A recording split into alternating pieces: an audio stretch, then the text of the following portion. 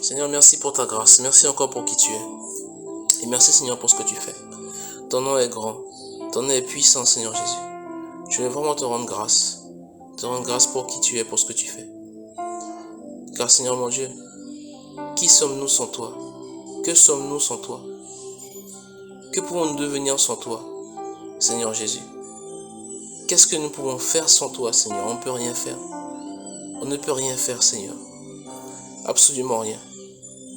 Donc merci. Merci pour ta grâce. Merci encore pour le fait parce que tu es avec nous.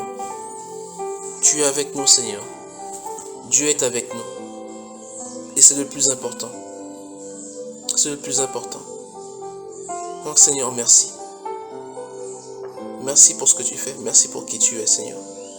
Que ton nom soit loué, Seigneur. Que ton nom soit élevé. Car en toi seul on se confie. En toi seul on se réfugie. En toi seul, Seigneur mon Dieu, on est tranquille. Merci pour tout, Seigneur. Merci Jésus. Amen et amen. Aujourd'hui, nous parlerons encore du cœur. Du cœur, mais cette fois, on va parler de porte. Alors, ça fait bizarre, hein, quand on parle de cœur et de porte. Alors, ce n'est pas si bizarre que ça. Franchement, c'est pas si bizarre. Parce que le cœur, il faut aussi le voir, du moins la paroi du cœur. L'extérieur du cœur, en fait, il faut le voir comme une porte. Et c'est une image, hein, c'est une image des choses qui peuvent soit rentrer dans le cœur ou sortir du cœur. Amen. C'est vraiment le plus important.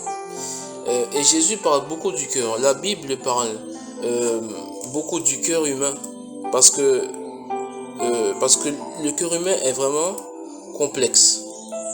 Quand on dit complexe, il est vraiment compliqué. Le cœur humain est vraiment compliqué. Mais vraiment, vraiment, vraiment compliqué. Et seul Dieu peut comprendre le cœur humain. Même nous-mêmes, nous sommes incapables de comprendre nos cœurs. Nous sommes incapables de comprendre nos cœurs. Amen. Et pour ça, en fait, nous allons prendre un passage. Nous allons prendre un passage qui se situe dans Matthieu. Dans Matthieu 15.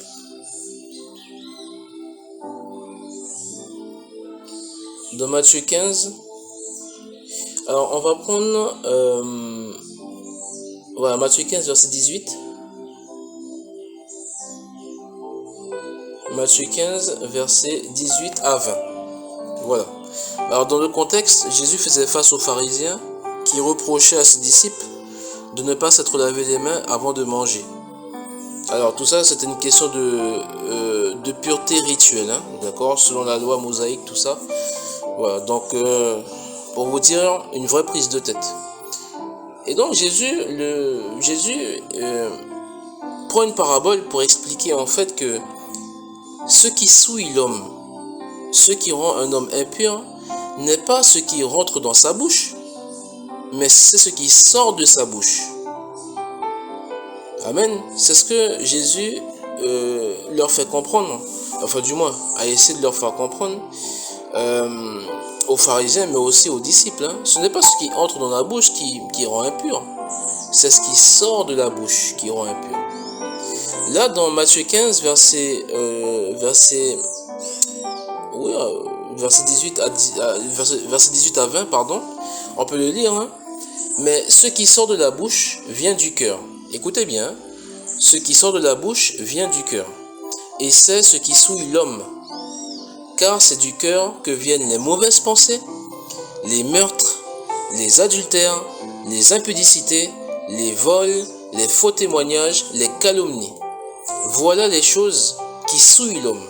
Mais manger sans s'être lavé les mains, cela ne souille point l'homme. Amen, ça c'est Jésus qui le dit. Hein.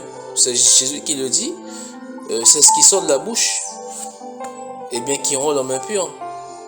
Parce que ce qui sort de la bouche vient du cœur. Vient du cœur. C'est pour ça qu'on a besoin que Dieu travaille dans nos cœurs. Que Dieu puisse vraiment agir dans nos cœurs. Amen. C'est pour ça qu'on a besoin. On a vraiment besoin. Mais vraiment besoin que Dieu agisse dans nos cœurs.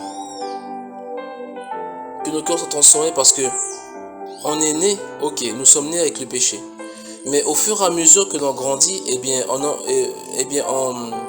on accumule des choses, on apprend des choses. Et si Jésus n'intervient pas, nos cœurs se remplissent de choses mauvaises. Et on finit par notre bouche, dire des choses mauvaises. Et donc c'est pour ça, si on prend Marc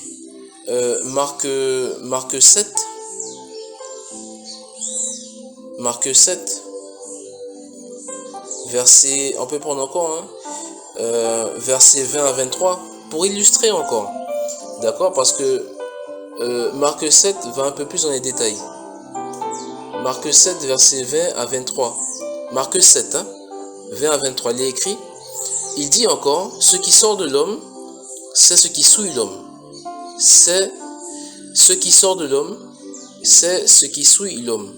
Car c'est du dedans, c'est du cœur des hommes que sortent les mauvaises pensées, les adultères, les impudicités, les meurtres, les vols, les cupidités, les méchancetés, la fraude, le dérèglement, le regard envieux, la calomnie, l'orgueil, la folie.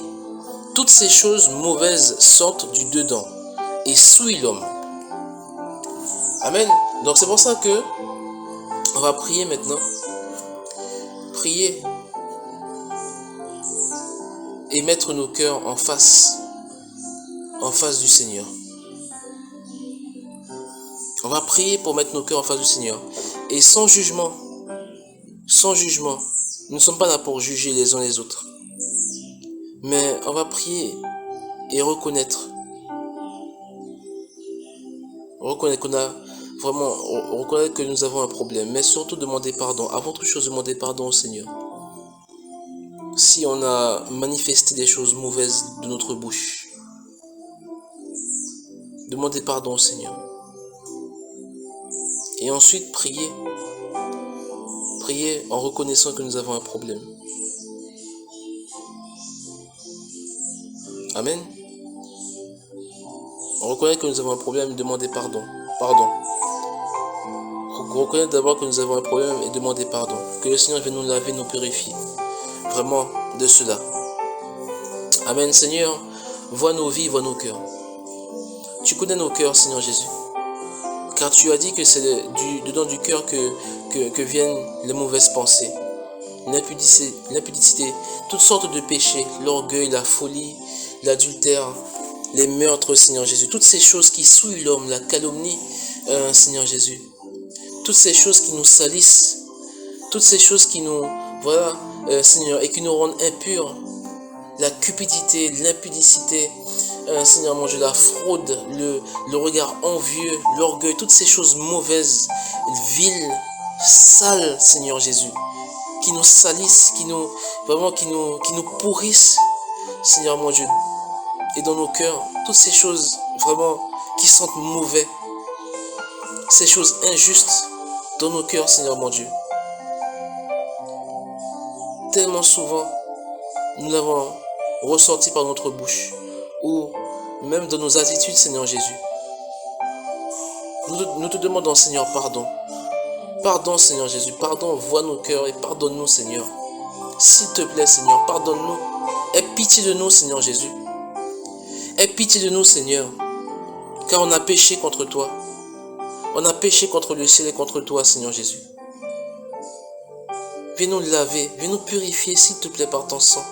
Que ton sang, vraiment, Seigneur mon Dieu, viens enlever ces souillures, ces taches dans nos cœurs.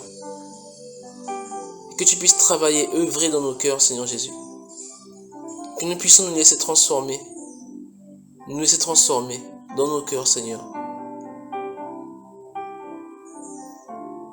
Car nos cœurs sont tordus. Et il n'y a que toi, Seigneur, qui peut rendre nos cœurs droits. Droits, Seigneur. Merci pour ta grâce. Merci encore pour ton action puissante dans nos cœurs, Seigneur. Que ton nom soit loué, Seigneur. Que ton nom soit élevé. Amen. Amen. C'est vraiment très important. C'est extrêmement important. Dans Proverbe 4, un passage que l'on a déjà vu, hein. Proverbe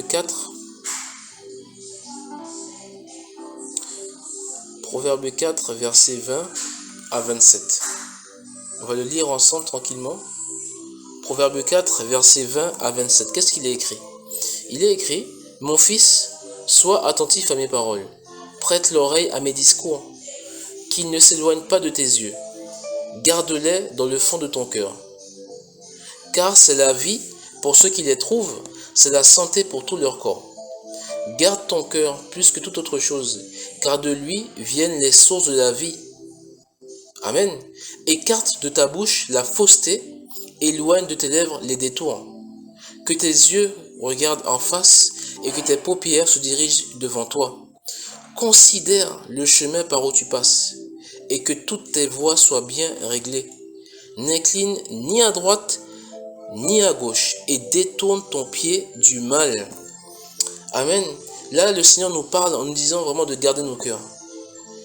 Mais surtout, avant toute chose, d'être attentif à sa parole. De garder sa parole, de méditer sa parole.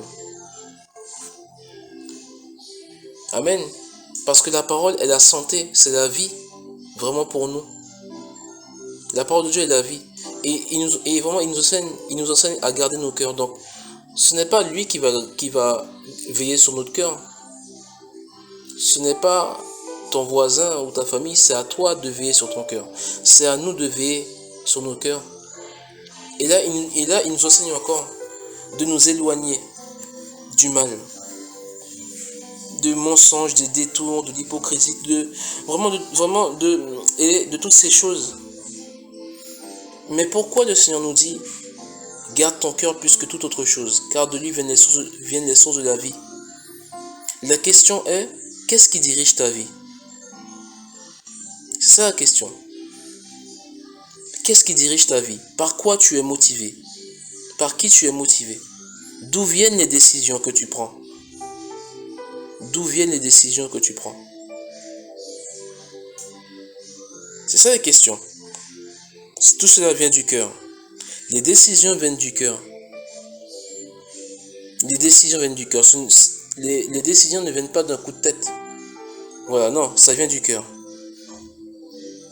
Amen. Donc c'est le cœur qui dirige la vie. Le cœur dirige la vie. Ton cœur dirige ta vie. Et ce qu'il y a dans ton cœur est à la base de ta vie. Ah oui, ce qu'il y a dans ton cœur. Donc, laisse Jésus entrer dans ton cœur. Pour que lui seul soit la source de ta vie.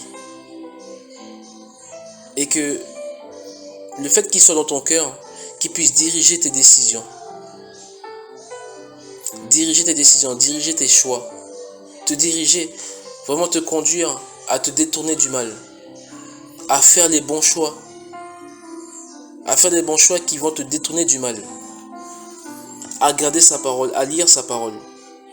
Et pour appuyer ce passage, nous irons dans Apocalypse 3, verset 20.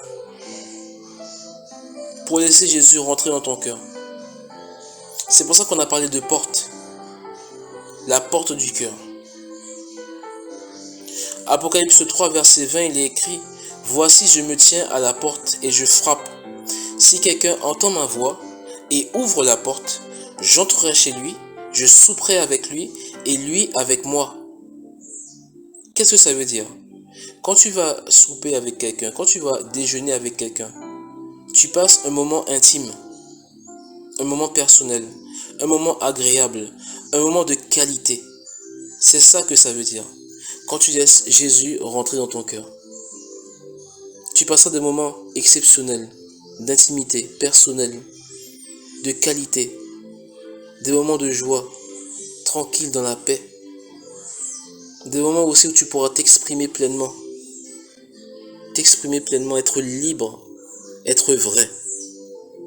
C'est ça aussi que ça veut dire.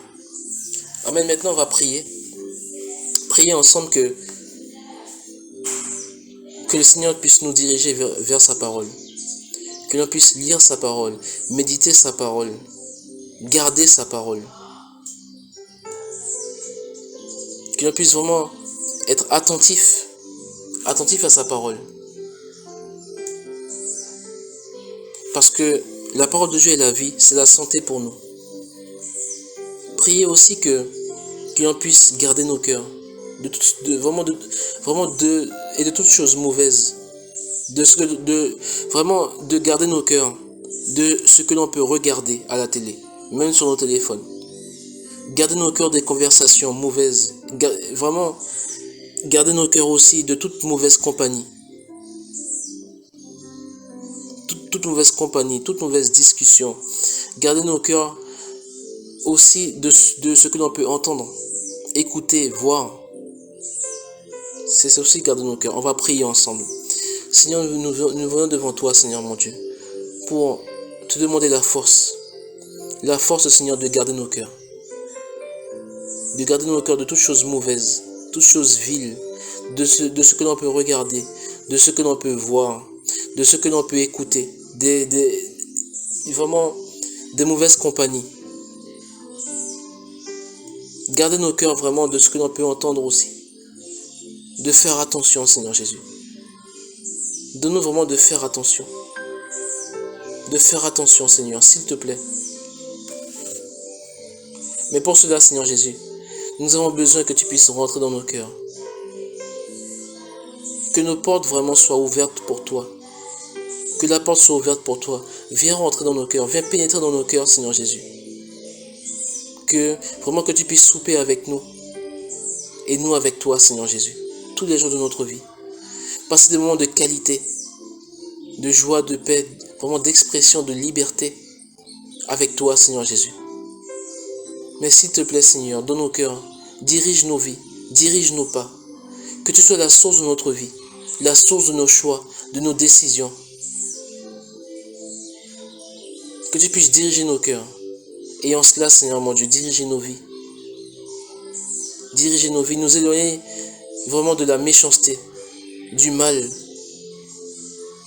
des choses mauvaises, Seigneur Jésus. S'il te plaît, Seigneur, viens agir dans nos vies, viens agir dans nos cœurs, Seigneur Jésus. S'il te plaît, Seigneur, car toi seul es capable de le faire, toi seul peux le faire, Seigneur Jésus.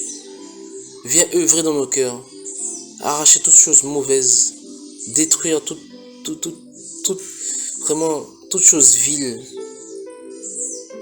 Et même si ça fait mal, Seigneur Jésus, de ce que tu peux permettre dans nos vies, pour travailler nos cœurs, alors soit, c'est pour notre bien. Seigneur Jésus, merci pour ta grâce, merci encore pour tout. Ce que tu fais est bon et excellent, Seigneur Jésus. Nous allons prendre un dernier passage dans Ézéchiel 36. Ézéchiel 36, verset 25.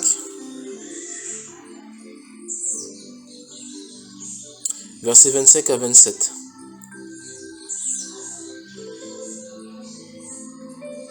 On lira aussi les versets 29. Ézéchiel 36, versets 25 à 26. On lira aussi les versets 29.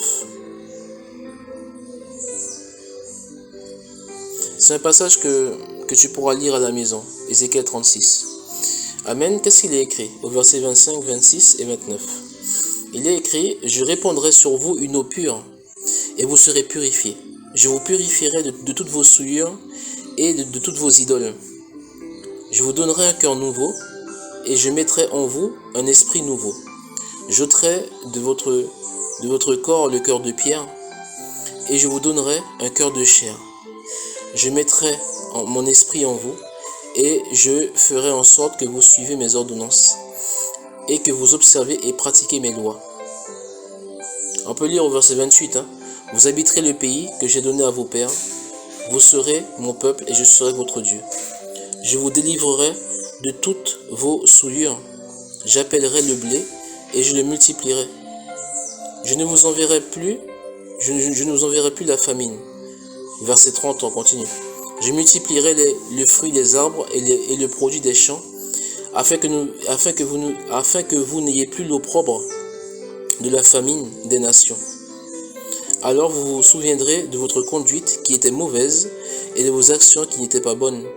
Vous vous prendrez vous-même en dégoût à cause de vos iniquités, de vos abominations. Ce n'est pas à cause de vous que j'agis de la sorte, dit le Seigneur, l'Éternel. Sachez-le. Ayez honte et rougissez de votre conduite, maison d'Israël. Là, dans le contexte, Dieu parle à son peuple. Mais est-ce que nous sommes si différents? Nous ne sommes pas si différents. Nous n'étions pas si différents. Amen. Ça paraît dur. Mais nous ne sommes pas si différents du peuple d'Israël. C'est pour ça qu'on va prier que Dieu puisse répandre sur nous cette eau pure.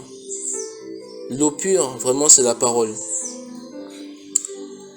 Cette eau pure, vraiment, qui va nous purifier, enlever toutes ces souillures du péché, toute idolâtrie aussi.